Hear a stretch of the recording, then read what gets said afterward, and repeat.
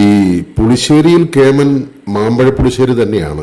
മാമ്പഴ പുളിശ്ശേരി നാടൻ മാമ്പഴം കൊണ്ടുണ്ടാക്കി ആ ചോറിൻ്റെ മുകളിലേക്ക് വെച്ച് ഒന്ന് പീച്ചിയെടുത്ത് ആ മധുരമുള്ള ചാരം കൂട്ടി ഉണ്ടാൽ കിട്ടുന്നൊരു ഫീല്, അതൊരു ഭയങ്കരമാണ്. ഇതിന് നമുക്ക് വേണ്ടത് നല്ല നാടൻ മാമ്പഴമാണ്. എനിക്കും കിട്ടി കുറച്ച് നല്ല നാടൻ മാമ്പഴം. അതൊന്ന് കഴുകിയെടുത്ത് അതിൻ്റെ മൂട് ചെത്തിക്കളഞ്ഞ് അതിൻ്റെ തൊലി ഒന്ന് വലിച്ചാൽ പൊളിഞ്ഞു പോരും, ദശയൊന്നും തൊലിയിൽ പിടിക്കില്ല. ആ തൊലി പറിച്ചെടുത്ത് ഒരു പാത്രത്തിലേക്ക് നമുക്ക് ഈ മാമ്പഴം മാറ്റി വയ്ക്കാം. കണ്ടോ എന്ത് സുന്ദരന്മാരായിട്ടാണ് കിടക്കുന്നതെന്ന് നോക്കി. ഇനി ഒരു ചട്ടിയിൽ കുറച്ച് വെള്ളം ഒഴിച്ച് അതിലേക്ക് നമ്മുടെ ഈ സുന്ദര കുട്ടന്മാരെ അങ്ങോട്ട് ഇട്ട് കൊടുക്കാം. അതിലേക്ക് കുറച്ച് കറിവേപ്പിലയും ഒരു 2-3 പച്ചമുളക് രണ്ടായിട്ട് കീറിയതും കുറച്ച് ഉപ്പും അതിൻ്റെ കൂടെ കുറച്ച് പച്ച വെളിച്ചെണ്ണയും ഇനി ചേർത്ത് കൊടുക്കുന്നത് കുറച്ച് മഞ്ഞൾപ്പൊടിയും കുറച്ച് മുളക് പൊടിയുമാണ്.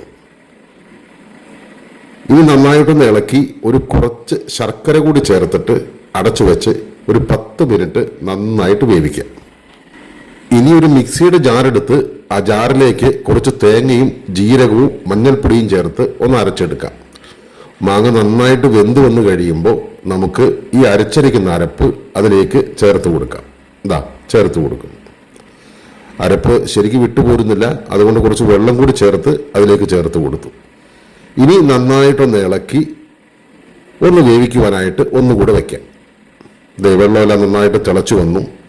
ഇനി നമ്മളതിലേക്ക് ചേർക്കുന്നത് നല്ല കട്ട തൈര് ഒന്ന് ഉടച്ചെടുത്ത് അതിലേക്ക് ചേർക്കുന്നു. ഇപ്പോൾ ഇനി നന്നായിട്ടൊന്ന് ഇളക്കി കഴിഞ്ഞാൽ നമ്മുടെ കറി ഏകദേശം റെഡി ആയിട്ടുണ്ട്. ഇനി ഒരു പാൻ എടുത്ത് അതിലേക്ക് കടുകും ഉലുവയും പൊട്ടിക്കാം. കടുകും ഉലുവയും പൊട്ടി വരുമ്പോൾ അതിലേക്ക് നമുക്ക് ചെറിയ ഉള്ളി കുറച്ചിട്ട് കൊടുക്കാം.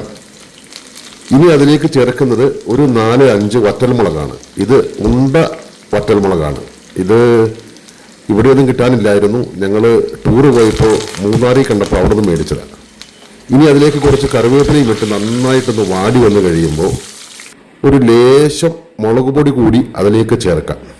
എന്നിട്ട് തീ ഓഫ് ചെയ്ത് നന്നായിട്ടൊന്ന് ഇളക്കി നമ്മുടെ ഈ കറിയിലേക്ക് ഇത് ചേർത്ത് കൊടുക്കാം.